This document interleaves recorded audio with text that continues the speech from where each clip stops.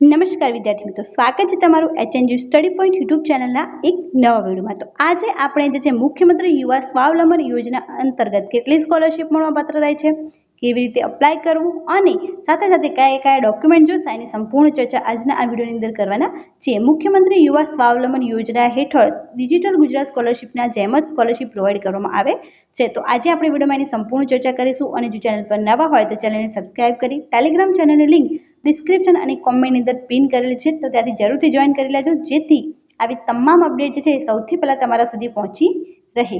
તો હવે શરૂ કરીએ આજનો આ વિડીયો। તો જે સ્કોલરશિપ છે એનું નામ છે મુખ્યમંત્રી યુવા સ્વાવલંબન યોજના। MYSY યોજનાની અરજી ક્યાં કરવાની તથા અરજી કરવાની પ્રક્રિયા શું છે? તો સૌથી પહેલાં તમારે જે છે mysy.guj.nic.in પર જઈ અને તમારે લોગિન અથવા રજિસ્ટર કરી લેવાનું રહે છે। લોગિન એ વિદ્યાર્થી મિત્રો કરશે જેમને ઓલરેડી અપ્લાઇડ કરેલું હોય અને રજિસ્ટર જે છે એ નવા વિદ્યાર્થી મિત્રો જે પહેલી વાર અંદર અપ્લાય કરી રહ્યા છે એમના માટે છે। ત્યારબાદ MYSY યોજનામાં અરજી કરવા માટેની પાત્રતા શું છે? તો આની અંદર મેઇન બે પાત્રતા છે। એક પહેલું કે તમે જે સ્નાતક અભ્યાસક્રમ માટે ધોરણ 12 વિજ્ઞાન પ્રવાહ અથવા સામાન્ય પ્રવાહમાં 80 કે તેથી વધુ પર્સન્ટાઇલ રેન્ક હોવી જોઈએ। તમારા પર્સન્ટેજ 60 છે પરંતુ હોઈ શકે કે તમારી પર્સન્ટાઇલ રેન્ક 80 કે 80 અપ હોય તો તમારે અંદર પર્સન્ટાઇલ રેન્ક જોવાની રહે છે। ત્યારબાદ ડિપ્લોમા અભ્યાસક્રમ માટે ધોરણ 10 ની પરીક્ષામાં 80 કે તેથી વધુ પર્સન્ટાઇલ હોવા જરૂરી છે। ત્યારબાદ D2D અભ્યાસક્રમ માટે ડિપ્લોમા અભ્યાસક્રમની પરીક્ષામાં 65% કે તેથી વધુ ટકા હોવા જરૂરી છે। ત્યારબાદ રૂપિયા 6 લાખ સુધીની કૌટુંબિક વાર્ષિક આવક ધરાવનાર વાલીઓના સંતાનોની આ યોજનાનો લાભ મળશે। જેમની વાર્ષિક આવક 6 લાખ અથવા એનાથી ઓછી હોય એમને આનો લાભ મળશે।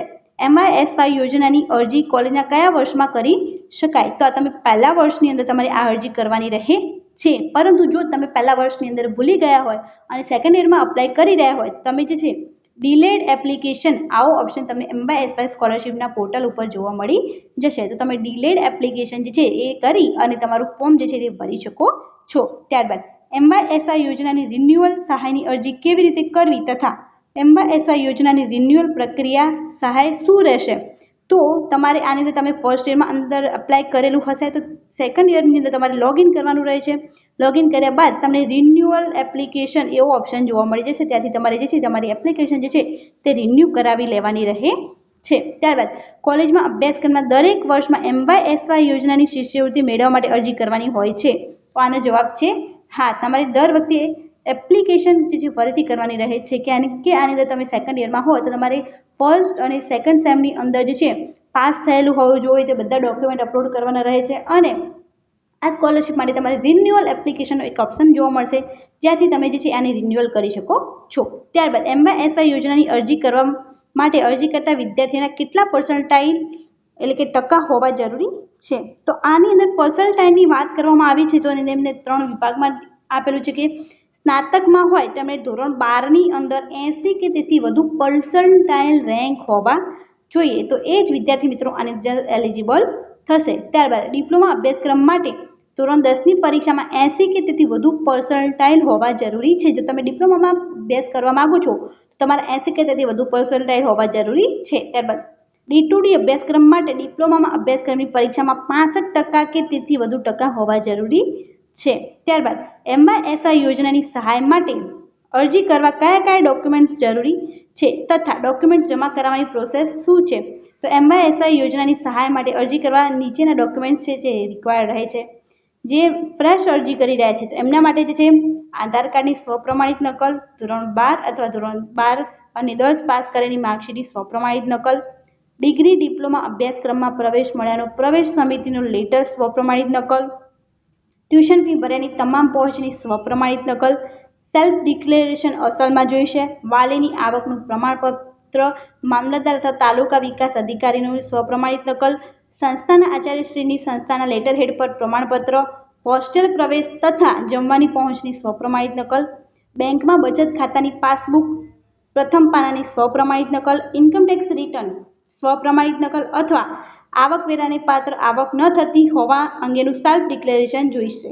ત્યારબાદ ઇન્કમટેક્સ રિટર્ન ફોર્મ જેવા કે ITR 1, ITR 2, ITR 3 અને ITR 4। ત્યારબાદ list of documents for renewal application, જે વિદ્યાર્થી મિત્રો પોતાનું ફોર્મ રિન્યુઅલ કરાવી રહ્યા છે એ વિદ્યાર્થી મિત્રો માટે વિદ્યાર્થીના આધાર કાર્ડની સ્વપ્રમાણિત નકલ, સંસ્થાના વડા પાસેથી શિષ્યવૃત્તિ રિન્યુઅલ માટેનું પ્રમાણપત્ર, ત્યારબાદ વિદ્યાર્થી પ્રથમ, બીજા, ત્રીજા જે લાગુ પડતો હોય તે વર્ષની માર્કશીટ, સેમેસ્ટર સિસ્ટમ હોય તો બંને સેમેસ્ટરની માર્કશીટ સ્વપ્રમાણિત નકલ લખવાની રહે છે. વિદ્યાર્થી અભ્યાસક્રમમાં બીજા, ત્રીજા, ચોથા જે લાગુ પડતો હોય તે વર્ષમાં ફી ભર્યાની તમામ પહોંચની નકલ, એટલે કે ફીની પહોંચ જોઈશે તમારી.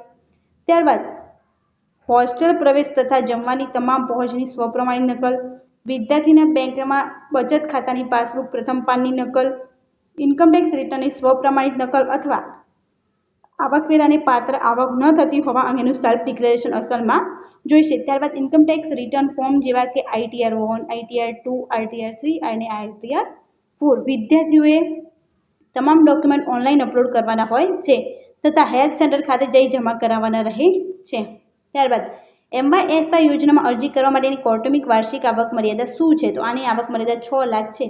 6 લાખ અથવા તેથી ઓછી આવક હોય એ આની અંદર અપ્લાય કરી શકે છે. ત્યારબાદ MYSY યોજનાની અરજી કરેલ છે પણ હજુ સુધી સહાય મળેલ નથી, એ વિશેષ જાણકારી ક્યાંથી મળશે? તો આ તમને સ્ટેપ બાય સ્ટેપ જ્યારે પણ ઇન્ફોર્મેશન આવશે તો તમને SMS દ્વારા જાણ કરવામાં આવશે. અને બીજું તમે લોગિન કરી સ્ટુડન્ટ સ્ટેટસની અંદર જે છે એ પણ ચેક કરી શકો છો. ત્યારબાદ MYSY યોજનામાં સહાય મળવાની જાણ લાભાર્થીને કેવી રીતે કરવામાં આવે છે? તો બધી જ જાણ છે એ SMS દ્વારા કરવામાં આવે છે. ત્યારબાદ અરજી કરતા MYSY ની હેલ્પલાઇન નંબર કયો છે અથવા MYSY માટે ટોલ ફ્રી નંબર કયો છે અથવા MYSY માટે કઈ ફરિયાદ હોય તો ક્યાં ફોન કરવાનો થાય છે? આ તો અહીંયા એમને ટોલ ફ્રી નંબર આપેલો છે, આની અંદર તમે બધી જાણકારી લઈ શકો છો અને તમને કોઈ ઇસ્યુ હોય તો પણ તમે જાણ કરી શકો છો. ત્યારબાદ MYSY યોજનાની સહાય રકમ તેમના બેંક એકાઉન્ટમાં ક્યારે જમા થાય છે? તો આની અંદર તમારું આધાર કાર્ડ જે છે એ તમારી બેંક એકાઉન્ટ સાથે લિંક હોવું જોઈએ, એથી તમારી જે છે એ મળી જશે સ્કોલરશિપ. MYSY યોજનામાં કયા અભ્યાસક્રમમાં કેટલી સહાયની રકમ મળવાપાત્ર રહે છે? તો એમને એ બધી જ ઇન્ફોર્મેશન આપેલી છે કે 50% અથવા જે મહત્તમ મર્યાદા જે છે એ બેમાંથી જે ઓછી રકમ હશે એની સ્કોલરશિપ મળવાપાત્ર રહે છે. મેડિકલ ડેન્ટલની અંદર 2 લાખ છે. ઇજનેર, technology, pharmacy, architecture, agriculture, ayurveda, homeopathy, nursing, physiotherapy, paramedical, વેટરનરીની અંદર 50,000ની મહત્તમ મર્યાદા છે.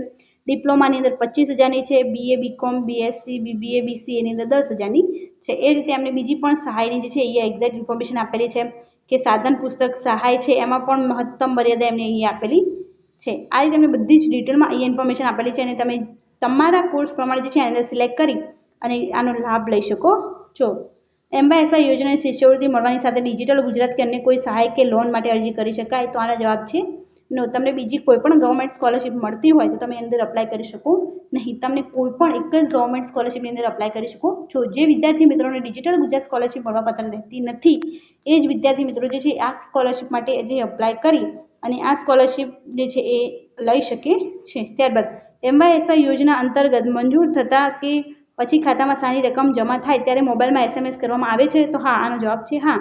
તમારી જેવી રકમ તમારા બેંક એકાઉન્ટમાં ડિપોઝિટ થશે એવી તમને જાણ કરવામાં આવશે. તો આ વિડીયોને વધુથી વધુ વિદ્યાર્થી મિત્રો સુધી શેર કરી દો જેથી જેમની સ્કોલરશિપ મળવાપાત્ર ના હોય ડિજિટલ ગુજરાત એમને આનો લાભ મળી રહે.